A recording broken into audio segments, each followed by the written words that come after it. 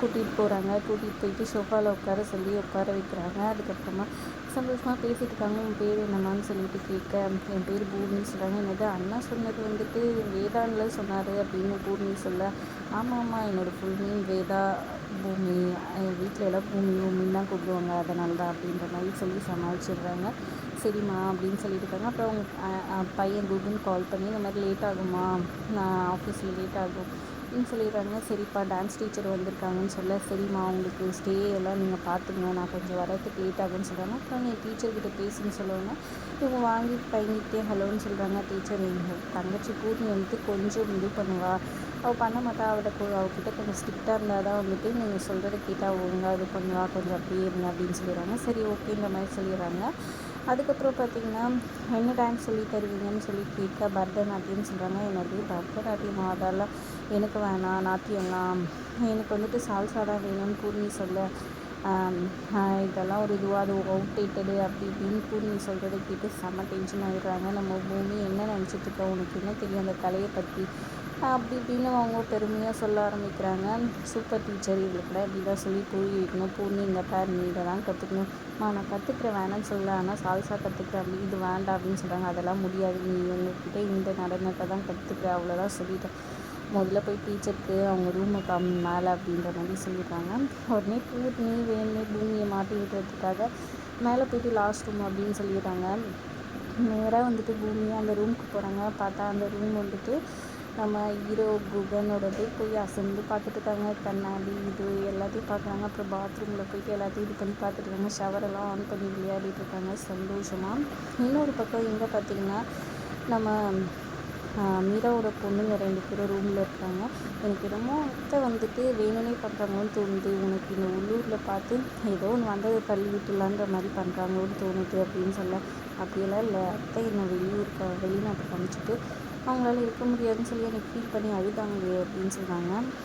ஓ அப்படின்னு சொல்லிட்டு பக்கத்தில் இருந்த சாத்துக்குடி இதுவே கண்ணில் புரிஞ்சு விட்டுட்டு அவங்க, நீ கல்யாணம் ஆகி போயிட்ட நான் என்ன பண்ணுவேன்டி அப்படின்னு சொல்லிட்டு அழுகுறாங்க. உடனே அதை கேட்டோன்னா அவங்களும் வந்துட்டு இப்படி அழாதடி அடிக்கடி வந்து பார்த்தேன்னு சொல்கிறாங்க.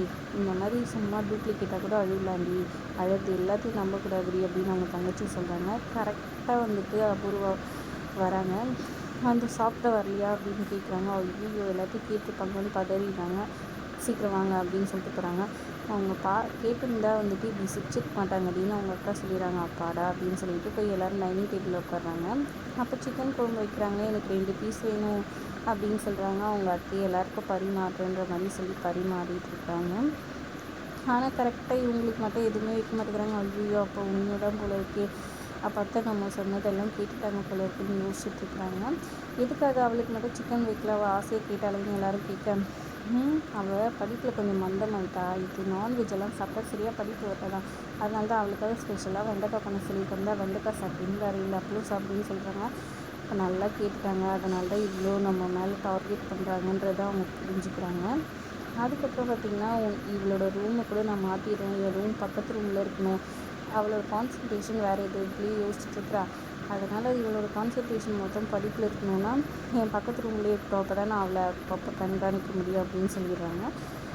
அது கேட்டவுடனே எல்லோரும் ஆமாம்மா அப்ரூவா பண்ணுறது கரெக்டு தான், சூப்பர், என்னை தவிர யாரும் இவங்களை பற்றி யோசிக்க முடியாது இவ்வளோ நல்லான்ற மாதிரி சொல்லிடுறாங்க. இதனால் அவங்களுக்கு செம கடுப்பாயிடுறாங்க. இன்னொரு பக்கம் பார்த்திங்கன்னா அப்ரூவா போயிட்டு அவங்க மீராவோட 2 பொண்ணுங்களுக்கும் ட்ரெஸ்ஸு வாங்கிட்டு வந்து கொடுக்க, அதை சின்ன பொண்ணு வந்துட்டு வேலையே பார்க்குறாங்க. எங்கள் வாங்கிட்டு வந்த துணி வேலை பார்க்கக்கூடாது, தரத்தை தான் பார்க்கணும், புரியுதா, இது தக்க வச்சுக்கிட்டும் தக்க வைக்காமல் போகிறதும் உங்கள்கிட்ட தான் இருக்குது, ஒழுங்காக இருந்தீங்க அப்படின்ற மாதிரி சொல்லிட்டு போகிறாங்க. அவங்க என்னமோ வேணும்னே பண்ணுறாங்க. எனக்கு தெரிஞ்சு அவங்க பொண்ணு நட்சத்திரம் இருக்காரு, அப்படியே எவ்வளோ விலையில் வாங்கிட்டு வந்திருப்பாங்க பாரு அப்படின்ற மாதிரி சொல்லியிருக்காங்க. கரெக்டாக அதே மாதிரி நட்சத்திரா கிட்ட போய் ஒரு பிளாக் கலர் ட்ரெஸ்ஸை கொடுத்து அது 12,000 ரூபாய் இருக்குது, உனக்காக நான் வந்துட்டு வேலையெல்லாம் பார்க்க மாட்டேன், எனக்கு அதோட குவாலிட்டி தான் முக்கியம், நீ போய் போட்டுட்டு வாயிடான்னு சொல்லி கொடுக்குறாங்க. அவங்க போய் சந்தோஷமாக போடுறதுக்கு போகிறாங்க. அந்த ட்ரெஸ்ஸை வந்துட்டு நம்ம செடி பார்த்துட்டு ஓ இந்த ட்ரெஸ்ஸை வந்துட்டு நம்ம எப்படியாவது பூமிக்கு வாங்கி கொடுக்கணுமேனு யோசிக்கிறாங்க. ஏற்கனவே அவர் வந்து பூமியை நினச்சி நைட்டெல்லாம் கனவு பண்ணிட்டுருக்காரு. இதை வந்து பூமிக்கு கொடுத்துடணும், நட்சத்திராவை கொஞ்சம் ஐஸ் வச்சு ஏதாவது ஒன்று பேசணுன்னா அவள் இதை கொடுத்துருவான்ற மாதிரி பிளான் போடுறாரு. நேராக போய்ட்டு நட்சத்திராக்கிட்ட உனக்கு இந்த ட்ரெஸ் நல்லாவே இருக்காது அப்படி இப்படின்னு சொல்ல அவங்க கொஞ்சம் யோசிக்கிறாங்க. இது வேண்டாம், உனக்கு இந்த ட்ரெஸ் தான் அழகாக இருக்கும்னு பீரோலேருந்து ஒரு ட்ரெஸ்ஸை எடுத்து கொடுக்குறாங்க. நட்சத்திரம் எப்படியும் கொடுத்துட போகிறாங்க. அதை பூமி போட்டுக்கிட்டு இருக்க பூமியை பார்த்தோன்னே இந்த ட்ரெஸ் நம்ம பொண்ணுக்கு வாங்கி கொடுத்ததாச்சுன்னு சொல்லிட்டு சரி கொடுத்தது எல்லா விஷயமும் தெரிய வரப்போகுது. இதனால் என்ன கொடுத்துற தாண்டவம் அபூர்வா ஆட போகிறாங்கன்றதை பொறுத்து பார்க்கலாம். இன்னொரு பக்கம் இங்கே பார்த்திங்கன்னா நம்ம ஹீரோயின் வந்துட்டு ரூமில் போயிட்டு குளிச்சிடுறாங்க. ஃப்ரெஷ்ஷாக குளிச்சுட்டு வந்துட்டு இட்லி வாங்கி கொடுத்துருந்தாரியா சரி அதை பேக்லேருந்து எடுத்து பிரித்து சாப்பிட்றாங்க. அப்படியே சாப்பிட்டுட்டு அங்கேயே அந்த இதுவெல்லாம் பெட்டு மேலேயே வச்சு விட்டுட்டு அதெல்லாம் போட்டு அப்படியே பட்டு தூங்கிடுறாங்க லைட்டாக பண்ணிட்டு. நம்ம ஹீரோ வராரு வந்துட்டு நான் சாப்பிட்டேம்மான்னு சொல்லிவிட்டு அவங்க அம்மா கிட்டே சொல்லி பேசி முடிச்சுட்டு அதுக்கப்புறம் ரூமுக்கு போகிறாரு. லைட் கூட ஆன் பண்ணாமல் பாத்ரூமில் போய் குளிக்கலான்னு போகிறாரு. அங்கே பார்த்திங்கன்னா எல்லாம் அங்கங்கே மாறி இருக்குது, நுரையெல்லாம் இருக்குது. பூர்ணி தான் இதை யூஸ் பண்ணியிருக்காங்க ரெஸ்ட் ரூமை. எதுக்கு அவள் யூஸ் பண்ணணும்னு கடுப்பாயிட்டு அவளை நாளைக்கு காலைல பேசிக்கணும்னு சொல்லிட்டு இவர் குளிச்சிடுறாரு. குளிச்சுட்டு ரூமில் போயிட்டு இவரும் லைட் போடாமலே போய் படுத்துடுறாரு. ஒரு பக்கம் நம்ம ஹீரோயின் பூமி படுத்துட்டு இன்னொரு பக்கம் கடன் படுத்துடுறாரு. இப்படி தூக்கத்தில் இப்படி கை இது பண்ணி இப்படி இந்த பக்கம் இது பண்ணுறாரு. பார்த்திங்கன்னா நம்ம ஹீரோயின் முகத்துலேயே அந்த கை பட்டுட்டு ஹீரோயின் அலறி அடிச்சுட்டு இருந்துட்டு ஹீரோவும் ஷாக் ஆகிட்டு லைட்டை போட ஹீரோயின் நீயான்னு ஷாக் ஆகிறாங்க. உனக்கு எவ்வளோ தைரியம் இருந்தால் ஏன் உனக்குள்ள வந்துட்டுன்னு மாறி பேசி சண்டை போட்டுக்கிறாங்க. யார் நீ சரியான பைத்தியமாக இருக்க போல இவங்க 2 பேரும் சண்டை போட்டுருக்கா. அவங்க அம்மா சத்தம் கேட்டு என்ன ஆச்சுன்னு சொல்லிட்டு கேட்டுக்கிட்டு வராங்க. கரெக்டாக பூமி கையை பிடிச்சி திருப்பிட்டு இருக்காரு நம்ம ஹீரோ. ஏன்னா சண்டைக்கு வான்னு சொல்லிட்டு நம்ம பூமி சொல்லிட்டு இருக்க குக்கன் கடுப்பாயிடுறாரு. அப்புறம் அவங்க அம்மா வந்துட்டு இதாம்மா என் பையன் அவனோட ரூம் இது அப்படின்னு சொல்கிறாங்க. இதே இதுக்கு என் ரூமில் வந்துட்டு யார் இவ அப்படின்னு சொல்லி கேட்குறாங்க. இதான்ப்பா டான்ஸ் டீச்சரு அப்படின்னு சொல்கிறாங்க. அதை கேட்டவங்க வந்துட்டு இவ டான்ஸ் டீச்சர் ஆகிட்டீங்க அப்படின்னு சொல்கிறாங்கப்பா நல்ல பொண்ணுப்பா அப்படின்னு சொல்கிறாங்க. சரி நான் ஏதோ ஒரு குழப்பம் வந்துட்டுருக்கு, உங்கள் பொண்ணு தான் சொன்னாங்க இந்த ரூம்னு சொல்லிட்டு இருந்தாங்க. இல்லை இது குக்கனோட ரூம், உனக்கு பக்கத்து ரூம்மா நீ அங்கே போயிடு அப்படின்னு சொல்லிட்டு கூட்டிகிட்டு போய் அவங்கள அங்கே விட்டுடுறாங்க. ககன் வந்துட்டு இவங்களுக்கு இருக்குது அப்படின்னு செம்ம கடுப்பாயிடுறாரு.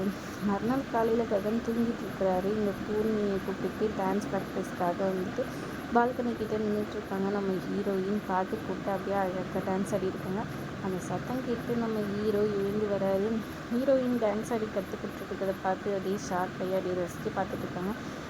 உடனே வந்துட்டு பூர்ணி இதெல்லாம் எனக்கு வராது அப்படின்னு நம்ம சொல்ல இந்த பாரு வர வைக்கும், இதெல்லாம் பண்ணாதான் வந்துட்டு உன்னோட உடம்பு ஃபிட்டாக நல்லா கரெக்டாக இருக்கும், நம்ம சொல்ல பேச்சு கேட்கும், ஒழுங்காக நீ இந்த இதுவும் கற்றுக்கிற புரியுதா, உனக்கு இஷ்டம் இல்லைன்னா சொல்லு, இதே நடனத்தை தான் நீ கற்றுக்கணும், ஆனால் மாஸ்டர் மைனாக மாற்றிடலாம் அப்படின்னு சொன்னோன்னே பூமியும் முறைச்சி பார்த்துட்டு இருக்காங்க கோவமா. அதோட எபிசோட் முடியுது. வீடியோ பிடிச்சிருந்தா லைக் பண்ணிக்கோங்க. தேங்க்ஸ் ஃபார் வாட்சிங்.